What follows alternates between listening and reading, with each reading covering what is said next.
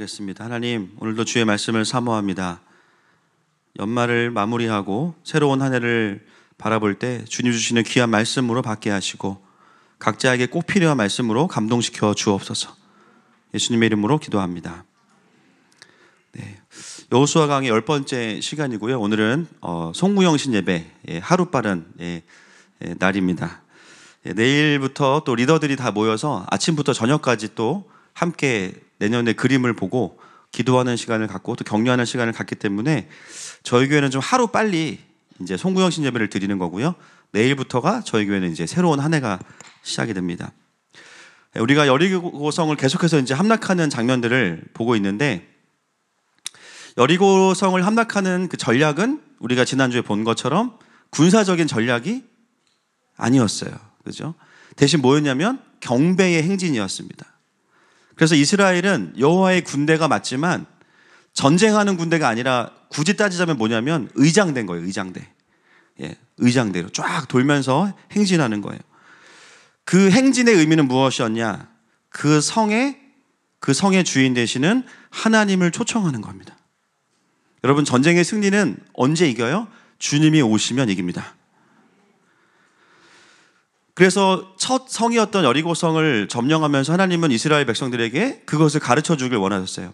이 성을 돌면서 이 성의 주인이 누구시냐, 그리고 그들 안에 있었던 원망과 시비, 그리고 모든 것들을 침묵하게 하셨습니다. 그리고 하나님이 직접 오셔서 그 성을 무너뜨리셨어요. 그래서 마지막 13번째 바퀴를 돌고 나서는 이스라엘 백성들이 큰 소리로 외칠 때 그 성이 어떻게 돼요? 와르르 무너졌습니다. 굉장히 견고한 성이었음에도 불구하고 완전히 다 무너졌어요. 그래서 가나안 정복을 위한 교두보로서 너무나 무기력하게 무너지는 그 성을 이제 보여주었습니다. 여러분, 그 성이 무너진 것은 주님이 오셨기 때문이죠. 그래서 우리는 첫 가나안 전쟁을 하나님의 임재로 이기게 하시는 하나님의 일하심을 보았습니다. 오늘 우리가 한 번 더 이 부분을 이제 반복해서 오늘 그 다음 구절을 보는데, 이 여리고성에 대한 메시지를 많이 들으셨을 텐데요. 사실 이 여리고성 메시지 안에는 숨겨진 하나의 굉장히 중요한 메시지가 한 가지가 더 있습니다. 제가 지난주에는 시간상 나누지 못했는데 너무나 중요한 메시지라 좀 함께 보려고 합니다. 이 전쟁에서 진짜 중요한 포인트가 있어요.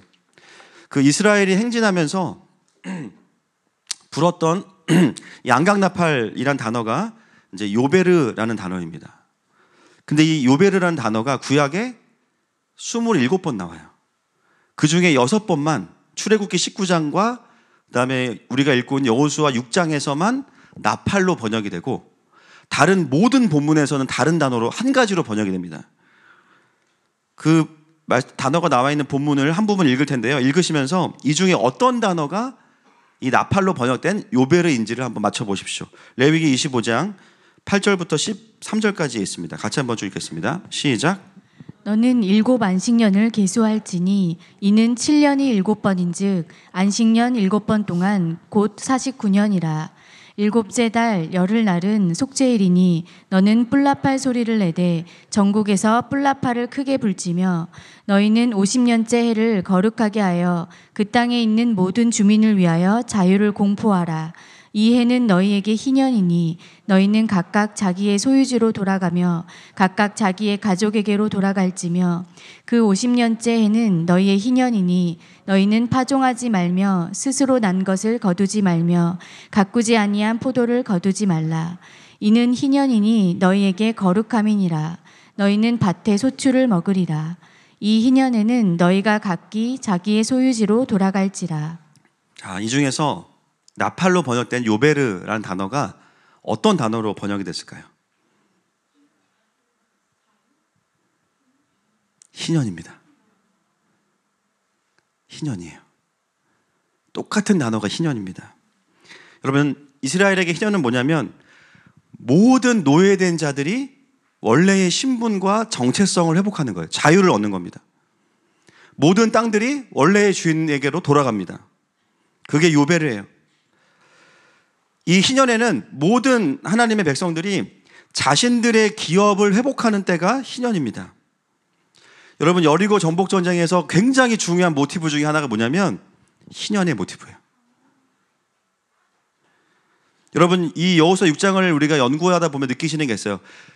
계속해서 반복되는 숫자가 있습니다. 뭘까요? 7이에요. 7. 7이라는 숫자가 14번이나 나옵니다. 한 장 안에서. 특히 4절 보겠습니다. 4절, 6장 4절 시작. 제사장 일곱은 일곱 양각 나팔을 잡고 언약궤 앞에서 나아갈 것이요 일곱째 날에는 그 성을 7번 돌며 그 제사장들은 나팔을 불 것이며. 4절 안에만 7이라는 숫자가 4번 나오고요. 6장 전체에서는 7이라는 숫자가 14번 나옵니다. 7이 2번 반복되는 거예요. 여러분, 7이 몇 번 반복되면 희년입니까? 7번이에요. 7, 7이? 7, 8이? 예, 유치원 좋은 데 나오셨네요. 7, 8은 성경과 상관없습니다. 7, 7, 49. 50년째 되는 해가 희년이에요. 오늘 본문의 이 여호수아 6장에서 유대인들은 기본적으로 이 본문을 읽으면 자연스럽게 들어오는 그림이 뭐냐면 희년의 그림이 들어와요. 7이라는 숫자가 반복되면서. 여러분, 이 자체가 우리에게 주는 메시지가 있어요. 경배의 행진을 통해서 왕이 오시는 것은 어떤 의미냐? 단순히 이스라엘이 전쟁에 승리하는 것만이 아닙니다. 그 땅에 하나님의 희년이 임하는 겁니다. 여리고에 뭐가 임했냐면요, 하나님의 희년과 안식이 임한 거예요. 여러분, 진짜 안식은 뭐냐? 진짜 자유는 왕이신 하나님께서 오셔서 그분의 통치가 회복되는 것입니다. 어떤 분들은 이 여리고 전복 전쟁을 굉장히 이상하게 해석해요. 여리고성은 평화롭게 살고 있었는데 이스라엘이라는 외세가 쳐들어와서 평화로운 여리고를 침략했다. 막 이런 식으로 해석을 해서 성경을 막 가르치는 분들이 있는데, 그러면서 기독교는 정복의 종교다. 그럼 우리 주님은 뭐예요? 정복자입니까? 예, 성경을 이렇게 가르치는 분들이 있습니다. 하나님을 두려워하지 않는 분들이죠. 여러분, 여리고성은 죄송하지만 평화로운 성이 아니에요. 그 땅은 우상을 섬기고 죄가 가득한 땅입니다. 여러분, 하나님은 땅이 부족해서 가나안을 정복하신 게 아니에요. 성경을 제국주의적 관점으로 보시면 큰일 납니다. 그 땅은 원래 하나님의 땅입니다. 근데 그 땅의 영적인 상태가 어때요? 하나님을 경외하지 않는 사람들, 하나님을 인정하지 않는 사람들이 살면서 그 땅의 죄를 가득히 관영하게 만들었어요. 여러분, 주님이 오시면 어떤 일이 벌어집니까? 하나님의 통치가 임하면 하나님의 공의로 악을 심판하십니다. 그리고 하나님의 은혜를 인정하고 그분 앞에 겸손한 자들은 은혜를 받고 생명을 경험해요. 그게 하나님의 희년이고 하나님의 통치예요. 하나님의 공의와 사랑이 완성되는 곳입니다. 여러분, 이 여리고의 정복전쟁은 단순히 힘과 힘의 대결이 아닙니다. 우상과 하나님과의 대결이 아니에요. 여리고를 향한 하나님의 선하신 계획이 이루어진 겁니다. 무엇으로? 희년이자 안식으로 이루어진 거예요. 그 땅에 희년이 임한 거예요. 여러분, 그렇다면 이 여리고성에서 그 하나님의 희년과 안식을 경험한 사람이 누구냐는 거예요. 17절 보겠습니다. 시작. 이 성과 그 가운데 있는 모든 것은 여호와께 온전히 바치되 기생 라합과 그 집에 동거하는 자는 모두 살려주라. 이는 우리가 보낸 사자들을 그가 숨겨 주었음이니라. 누가 희년을 경험합니까? 라합과 그에게 속한 자들이. 이게 여호수아 6장에 또 하나로 흐르고 있는 하나님 나라의 중요한 그림입니다. 기생 라합과 그녀에게 속하고 그녀에게 피했던 모든 친척들이 희년을 경험해요. 왜냐하면 하나님을 붙잡았기 때문입니다. 여러분, 여리고성은 겉보기에는 굉장히 안전해 보이고요, 평화로워 보이고요, 식량도 풍부해서 먹고 살 걱정이 없어요. 아무 일도 없어 보입니다. 그러나 그 안에서 살아가는 라합의 삶은 어땠습니까? 풍요함과 상관없이 그 성 안에 갇혀서 소망 없는 인생이었습니다. 그 땅의 사망 권세에 눌리고 다치고 묶인 삶이었어요. 그런 라합의 절망적인 인생에 어떤 스토리가 들려오냐면 상천하지 하나님의 이야기. 할렐루야. 홍해를 가르시고 광야에서 당신의 백성들을 돌보시면서 구원의 역사를 이루어 오신 하나님의 이야기가 수많은 사람들을 통해서 들려오기 시작합니다. 라합은 본능적으로 깨달아요. 저 신을 믿어야겠다. 기회가 오면 붙잡아야겠다. 그러나 어느 날 수많은 기생의 집이 있지만 라합의 집에 정탐꾼들이 들어옵니다. 라합은 고민하지 않고 준비하고 있었기 때문에 곧바로 그 하나님께 자기를 의탁해요. 그래서 그 두 정탐꾼을 살려줍니다. 그랬을 때 여리고 성 안에 있던 사람 중에 유일하게 희년을 경험한 사람은 누구냐면 라합이. 그도 다를 바 없는 그 땅의 주민이었지만 그가 하나님을 의지하고 기다리고 그분께 삶을 의탁하고 그분께 피했을 때 하나님은 라합과 그에게 속한 모든 자들을 구원하시고 희년을 주셨습니다. 여러분, 세상이 아무리 사망 권세가 가득해도 하나님은 하나님께 피하는 자들을 놓치지 않으십니다. 그래서 우리가 집중해야 되는 것은 뭐냐면요, 이 세상이 얼마나 흉흉하냐, 얼마나 내가 나를 보호해야 되느냐, 여기에 집중하는 게 아니에요.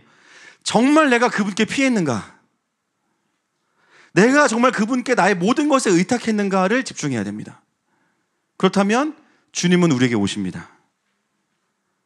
아무리 견고한 여리고가 나를 에워싸고 있다 할지라도 어떻게 오세요? 그 성들을 다 무너뜨리고 오세요.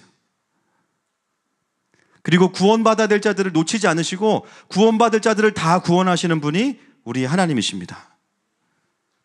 여러분, 우리의 인생에 아무리 견고한 깊은 슬픔의 여리고가 있다 할지라도, 깊은 좌절의 여리고가 있다 할지라도, 깊은 패배와 거절의 여리고가 있다 할지라도, 어떤 사망 권세의 여리고가 있다 할지라도 주님은 주님을 기다리는 자에게 오십니다. 시편 40편 2절 말씀 보겠습니다. 시작. 나를 기가 막힐 웅덩이와 수렁에서 끌어올리시고 내 발을 반석 위에 두사 내 걸음을 견고하게 하셨도다. 아멘. 그리고 우리에게 오셔서 하나님의 희년을 선포하시는 거예요. 이제부터 너는 자유다. 옆 사람에게 선포합시다. 이제부터 당신은 자유입니다. 시작. 우리 남편들이 좋아하시는 것 같아요. 느낌이겠죠? 우리에게 자유와 회복과 소망을 주시는 거예요. 여러분, 우리의 인생의 안식은 무엇입니까? 그냥 아무 일도 안 일어나는 게, 그건 여리고 상태예요. 그죠? 내가 지금 사망권세에 묶여서 아무 일도 안 일어나는 건지 정말 성령 충만한 건지는 돌아봐야 됩니다. 그냥 아무 일도 없는 거, 그냥 문제가 없는 게 안식이 아니라 때로는 전쟁이 일어나고 때로는 와르르 무너지는 일이 벌어지고 어떤 사건이 일어날지라도 중요한 것은 뭐냐면 그 사건 속에서 내 안에 죄의 여리고가 무너지고 있다면 하나님의 희년이 임하고 있는 거예요. 내 안에 하나님의 형상이 회복되고 있다면 지금 주님이 오셔서 나에게 일하고 계신 거예요. 그게 희년과 안식으로 가는 하나님의 여정인 거예요. 여러분, 오늘 올해의 마지막 금요 집회의 이 깊은 경배 가운데 하나님께서 주시는 희년이 임할 것입니다. 우리 가운데 견고한 죄의 여리고가 무너질 것입니다. 아버지의 형상은 회복될 것입니다. 그것이 오늘 이 본문을 통해서 저와 여러분에게 이 시즌에 맡겨주시는 하나님의 말씀인 것이죠. 여러분, 라합에게 피한 모든 자들이 구원을 경험하고 자유를 경험했어요. 여러분, 이것은 라합에게도 믿음이 필요하지만 누구에게도 믿음이 필요합니까? 가족들에게도 믿음이 필요한 거예요. 평상시에 라합이 잘했겠죠. 밥도 잘해주고 잘 섬기고. 그러나 이 가족들은 궁극적으로 라합을 신뢰한 게 아니에요. 누구를 신뢰했냐면 라합이 신뢰하는 하나님을 신뢰한 거예요. 그래서 이 역사는 믿음의 역사, 믿음의 구원이에요. 여러분, 여리고의 왕이 얼마나 강력했겠어요. 여리고의 군대가 얼마나 강력했겠어요. 이 성을 빠져나갈 수 있을 거라고는 전혀 생각할 수 없습니다. 그럼에도 불구하고 한 여인이었던 라합의 그 하나님을 바라보고 그 하나님께 마음을 던지고 믿음을 던진 것은 이 가족들도 함께 믿음으로 동참했기 때문이에요. 어쩌면 그냥 그 현실에 맞추어서 순응하고 살았을 수도 있겠죠. 어쩌면 좀 더 다른 마음을 품었을 수도 있겠죠. 그 중에 한 명이 가서 여리고 왕에게 고발하는 거예요. 우리 집에 라합이라는 이모가 있는데 이상하다는 거예요. 이상하다. 뭔가 도망갈 준비를 하고 뭔가 종말의 때를 이야기하는 것 같다. 그래서 그 모든 걸 무마시킬 수도 있어요. 그러나 그 모든 가족들이 다 어떻게 해요? 라합의 하나님을 신뢰하고 그 집에 함께 거하게 됩니다. 그것은 믿음으로 반응한 거죠. 오늘 본문에서 우리가 보게 되는 이 라합은 결국 우리에게 누구시냐면 예수 그리스도이십니다. 모든 자들이 라합의 공로로 인해서 구원받아요. 우리가 구원받은 것은 우리가 잘했다기보다는 예수님이 잘하셨기 때문입니다. 여러분, 예수님께 피하는 자는 구원받습니다. 예수님을 믿는 자들은 구원받습니다. 우리도 예수님이 아니었다면, 라합이 아니었다면 똑같이 여리고성에서 멸망받는 것처럼 예수님이 아니었다면 우리도 멸망받을 수밖에 없어요. 그러나 예수님께 피하는 자는 구원을 받습니다. 그분께 피하는 자만이 진정한 희년과 안식을 누립니다. 여러분, 오늘 정말 한 해를 살아오시면서 우리의 삶에 여러 가지 변화와 어려움들이 있으셨죠. 한 가지만 붙잡으십시오. 내가 이 상황에서 두려움이나 다른 부정적인 가능성이 아니라 정말 예수님께 피하고 있는가? 여러분, 예수님만이 우리의 라합 되십니다. 정말 예수님께 피한다면 결국은 내 안의 여리고는 무너질 거예요. 그리고 구원과 회복을 경험하는 저와 여러분 되시기를 축복합니다. 22절, 23절 말씀 같이 읽겠습니다. 시작. 여호수아가 그 땅을 정탐한 두 사람에게 이르되 그 기생의 집에 들어가서 너희가 그 여인에게 맹세한 대로 그와 그에게 속한 모든 것을 이끌어내라 하매 정탐한 젊은이들이 들어가서 라합과 그의 부모와 그의 형제와 그에게 속한 모든 것을 이끌어내고 또 그의 친족도 다 이끌어내어 그들을 이스라엘의 진영 밖에 두고. 자, 이제 그 기생 라합을 누가 구출하러 가냐면요, 전에 왔던 두 정탐꾼이 다시 갑니다. 여호수아가 일부러 그 두 정탐꾼을 보내요. 왜요? 맞아요. 몽타주를 알잖아요. 그렇죠? 누가 누군지 어떻게 알아요? 정신없는데. 그 집도 알고, 그죠? 라합 자매님도 알고 있잖아요. 그래서 여러분, 사실 라합의 입장에서는 이 두 정탐꾼은 초림입니까? 재림입니까? 재림이에요. 여기에도 마지막 때의 모티브가 들어있어요. 처음 정탐꾼이 왔을 때는요, 초림 때는 라합에게 이 정탐꾼들은 붙잡아야 될 구원자였습니다. 그리고 두 정탐꾼이 간다 하면은요, 라합은 어떤 시간이 필요해요? 기다리고 믿음을 가지고 있어야 돼요. 변절하지 않는 거예요. 언제 다시 올지 모르지만 기다리는 거예요. 그리고 마치 다시 오시는 예수님처럼 기다리는 신부처럼 기다려야 돼요. 여러분, 그 기다리는 시간 동안에 얼마나 사단의 유혹이 많았겠어요. 정말 이 성이 무너질 수 있을까? 지금이라도 자수해서 광명 찾을까? 무너진다고 해도 그 난리 중에 우리 가족을 구원할 수 있을까? 그런데 어떻게 됐어요? 자신의 기후와는 반대로 여리고성은 무너졌어요. 그리고 그 정탐꾼들은 정확하게 왔습니다. 그리고 라합과 라합의 가족들을 구원했습니다. 여러분, 마지막 때를 살아가고 다시 오실 예수님을 기다리는 우리의 모습이 이 라합의 가족과 같기를 축복합니다. 두려움으로 기다리는 게 아니에요. 심판자로 오시지만 우리에게 주님은요, 심판자가 아니세요. 더 이상 우리와 함께 이 땅에서 왕노릇하면서 천연왕국을 누리면서 하나님의 나라를 살 수 있도록 우리에게 권세를 주시는 분이 예수 그리스도이십니다. 다시 오시는 예수님 또한 완전한 구원이세요. 제대로 믿는 사람, 제대로 기다리는 사람들은 다시 오실 예수님을 두려워하지 않습니다. 그럴 필요가 없어요. 여러분, 다시 오실 예수님을 이 라합과 같은 마음으로 기다리며 살아가시는 저와 여러분 되시기를 축복합니다. 24절 말씀 보겠습니다. 시작.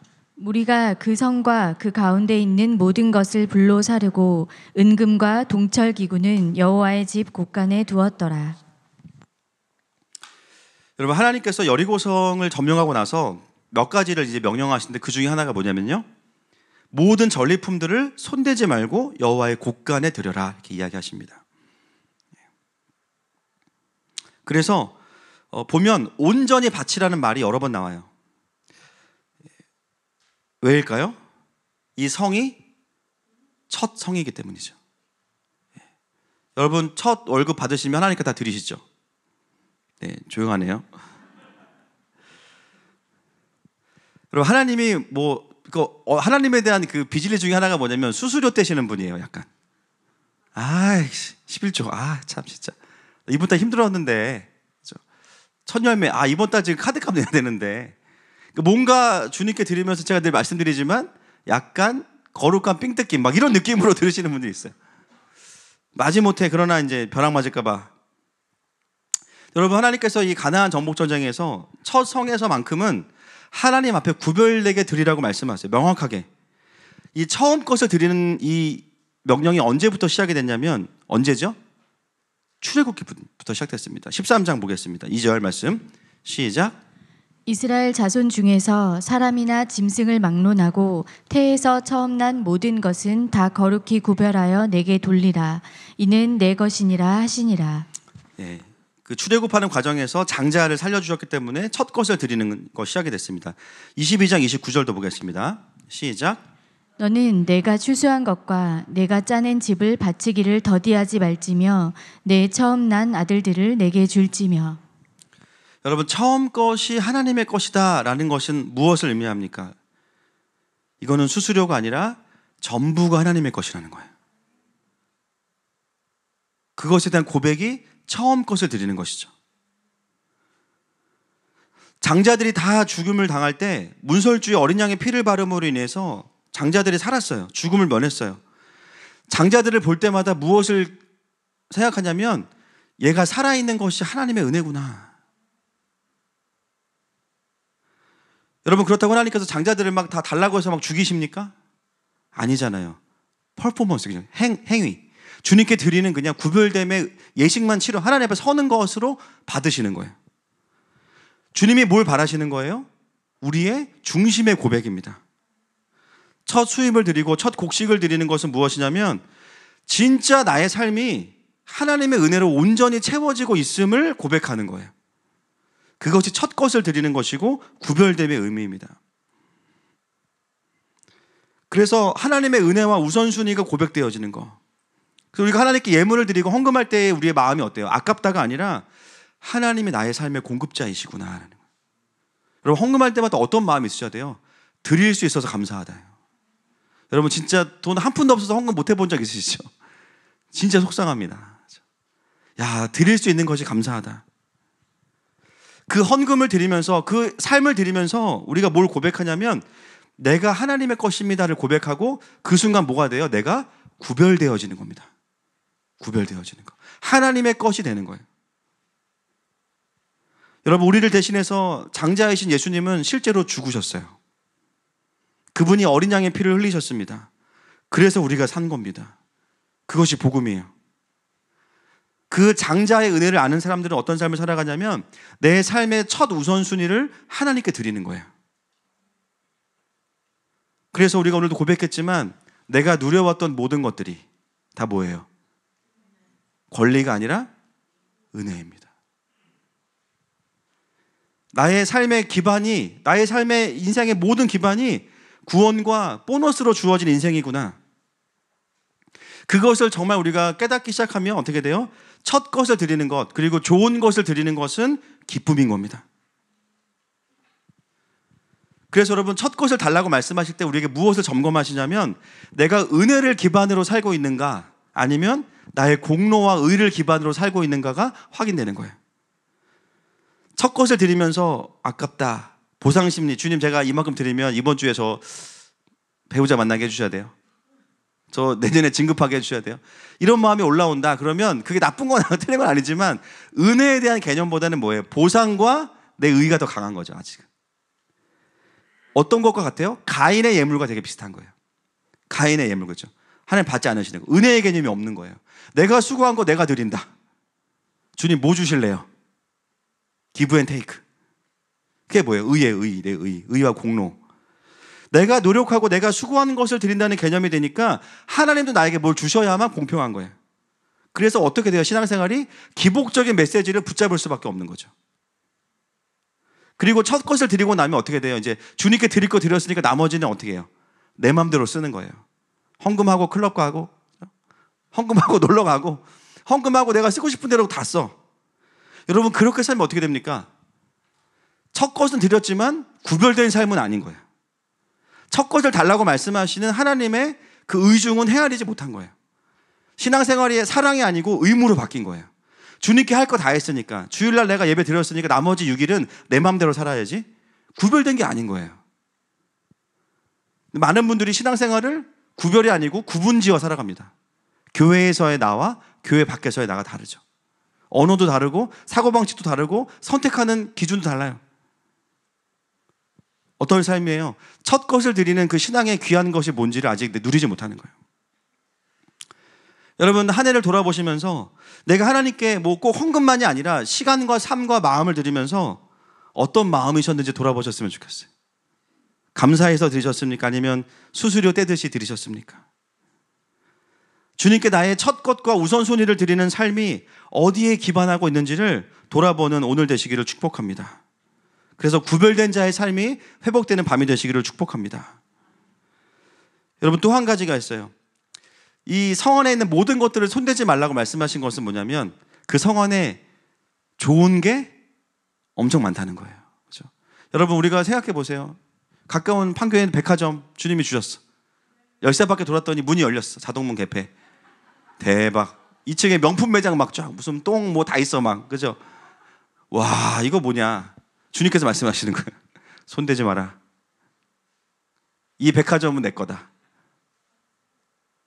여러분, 그게 얼마나 쉽지 않겠습니까? 하나님께서 우리에게 첫 것을 요구하시고 특히나 그 모든 성 중에 가장 풍족한 여리고성에 있는 것들을 손대지 말라고 말씀하시는 이유는 뭐겠어요? 아까워서가 아니겠죠. 하나님께서 그 안에 있는 것들은 잠재적으로 우리에게 우상이 될 가능성이 많은 것들입니다. 우상의 본질은 뭐예요? 얘는 우상이고 얘는 우상이 아니다가 아니라 나에게 하나님의 자리를 넘보는 모든 존재는 다 우상이에요. 그 여리고성 안에는 사람들의 마음을 그동안 얼마나 이스라엘 백성들이 쉽지 않았어요. 그죠? 광야에서 무슨 쇼핑은 무슨 쇼핑이에요. 그죠? 아이 쇼핑. 돌아다니기만 했어요. 계속. 그러다가 이 현란한 여리고의 문화와 수많은 것들을 보니까 얼마나 마음이 뺏기겠습니까? 그 순간 주님 말씀하시는 거예요. 아무것도 손대지 마. 그 첫 것을 구별하여 드리는 신앙은 뭐냐면 지속적으로 내 삶에 하나님보다 더 높은 자리로 올라올 수 있는 우상이 될 가능성이 있는 모든 것들을 쳐서 복종시키는 게 첫 것을 드리는 신앙이에요. 돈, 사람, 명예, 때로는 나의 네트워크, 나의 기술, 때로는 자녀, 때로는 가정, 심지어 공동체. 그게 뭐든지 간에. 그 자체가 나빠서가 아니에요. 내가 하나님 이상으로 의지할 만한 것들이 첫 것이에요. 그것을 달라는 거예요. 제가 이 말씀을 준비하면서 좀 염려됐던 게 있어요. 갑자기 우리 아내분들이 하나님 그동안 남편이 저에게 우상이었습니다. 아니었잖아요. 남편을 드립니다. 이러지 마세요. 그렇죠? 주님 안 속아요. 첫 것을 드리는 신앙, 내 삶에 하나님의 자리를 넘보거나 침범해 오는 것을 계속해서 주님께 드려내는 삶이에요. 그것은 우선순위를 말합니다. 여러분, 오늘 기도하는 가운데 올 한 해 나에게 정말 영순위가 무엇이었는지를 돌아볼 수 있기를 축복합니다. 누가 악하고 누가 좋고 이래서가 아니라 내 마음에 그 욕심이 있는 거예요. 내 마음에 하나님의 자리에 내가 다른 것을 두기 때문이에요. 여러분, 이제 이틀이 지나면 새해가 시작이 되는데 오늘 이 밤이 주님께 첫 것을 구별하여 드리는 시간 되시기를 축복합니다. 어떤 분들은 눈에 보이는 재정은 드렸지만 사실은 우선순위를 드리지 않았다. 돌아보셔야 됩니다. 내가 봉사도 하고 시간도 많이 드렸지만 사실은 주님께 마음을 드리지 않았다. 돌아보셔야 돼요. 오늘 이 마지막 집회 가운데 우리의 삶의 모든 우상과 하나님보다 높아진 우선순위는 무너질지어다. 거기서부터 우리의 삶에 진짜 하나님의 주대심이 인정되고 하나님의 왕대심이 인정되는 줄로 믿습니다. 자, 26절 말씀 보겠습니다. 26절 말씀 시작.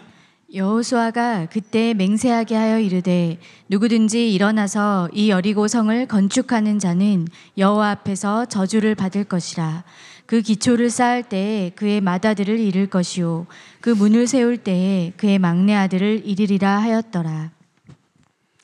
여호수아가 이 여리고성을 함락하고 나서 아주 굉장히 어떻게 보면 악독한, 그죠?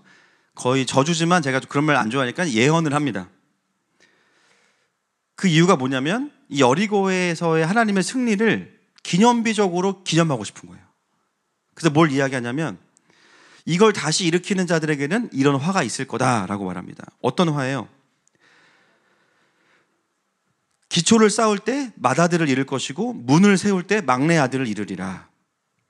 여러분, 놀랍게도 여호수아의 예언이 이루어지죠. 후에 여리고를 다시 세우는 자가 나옵니다. 열왕기상 16장 34절입니다. 시작. 그 시대에 베델 사람 히엘이 여리고를 건축하였는데 그가 그 터를 쌓을 때에 맏아들 아비람을 잃었고 그 성문을 세울 때에 막내 아들 수굽을 잃었으니 여호와께서 눈의 아들 여호수아를 통하여 하신 말씀과 같이 되었더라. 아멘. 정말 무섭지 않습니까? 그렇죠? 본당의 문을 허무는 자는 얼마나 무서워요. 그죠? 그 예언이 이루어졌어요.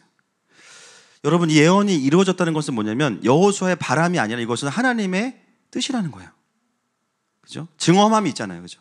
그대로 된 거예요. 그건 뭐냐면 하나님도 이 여리고성을 다시 세우는 것을 원하시지 않는다는 거예요.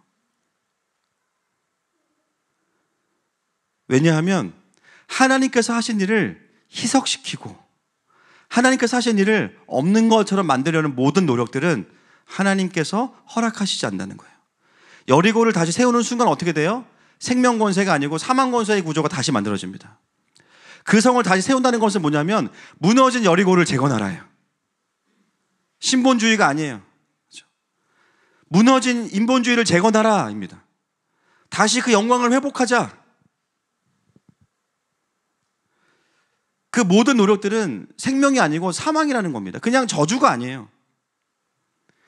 여러분, 우리가 하나님을 만나고 은혜를 주시면 어떤 일이 벌어지냐면 죄로 인해서 내 안에 세워졌던 그 죄악의 구조, 사망의 구조가 무너집니다. 할렐루야. 그건 너무 감사한데 하나님이 더 강하게 말씀하시는 게 있어요. 그게 뭡니까? 그 무너진 죄의 구조로 다시 들어가지 말라는 거예요. 그 무너진 구조를 다시 세우지 말라는 거예요. 세우는 순간 다시 너는 나의 통치를 거부하게 되고 거기에는 어둠이 온다. 사망이 온다. 그러니까 돌아가지 마. 그거 너의 생명의 문제야.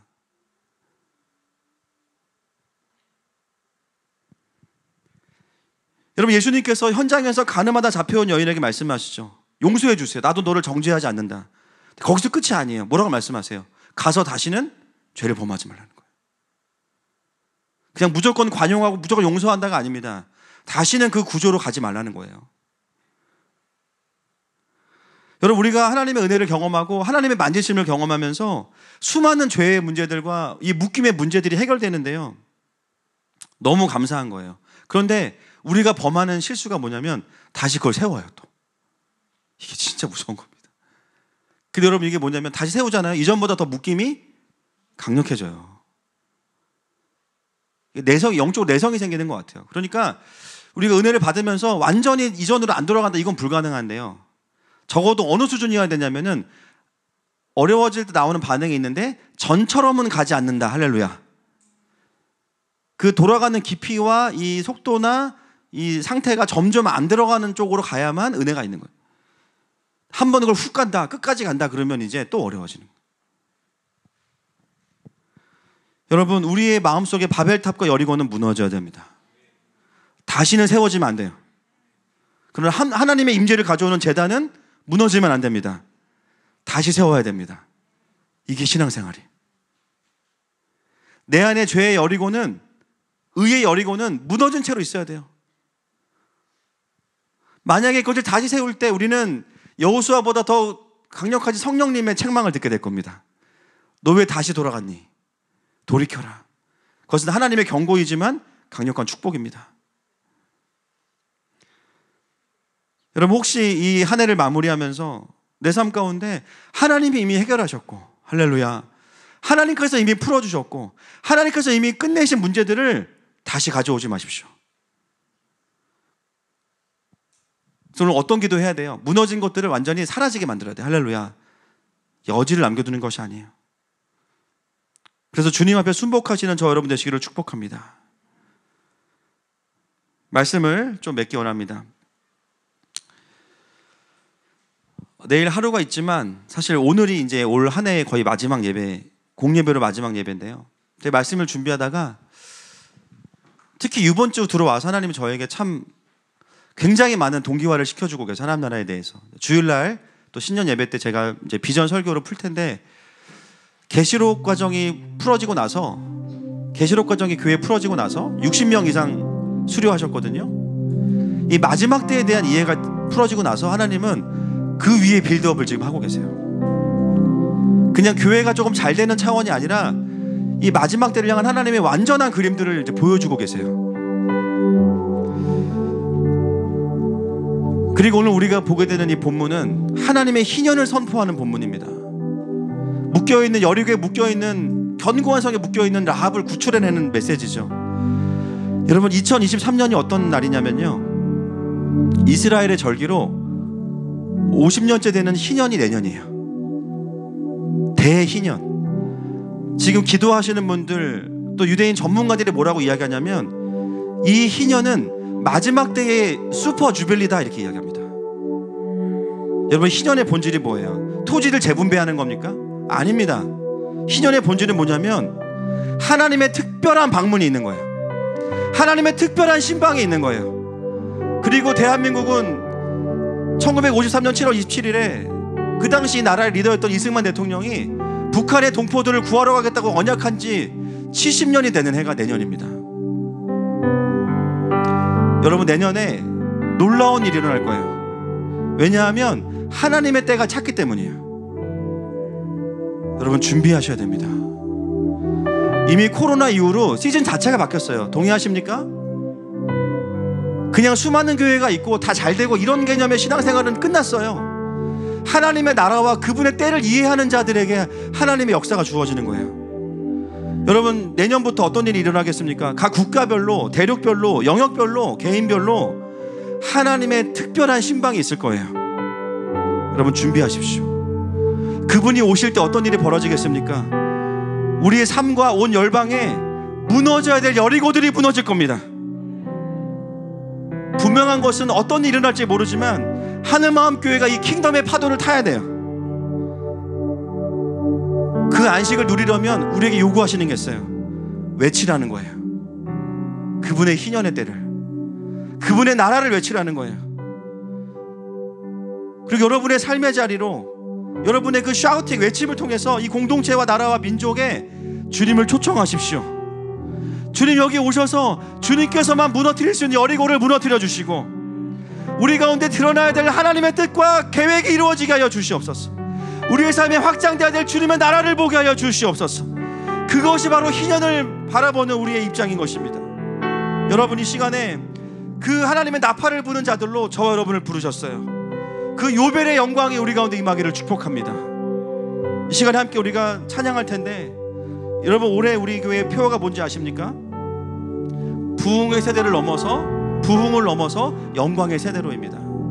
그게 오늘 마지막이에요. 오늘 마지막 올해의 표어인데 이 하나님의 부르심이 완성되었음을 선포합니다.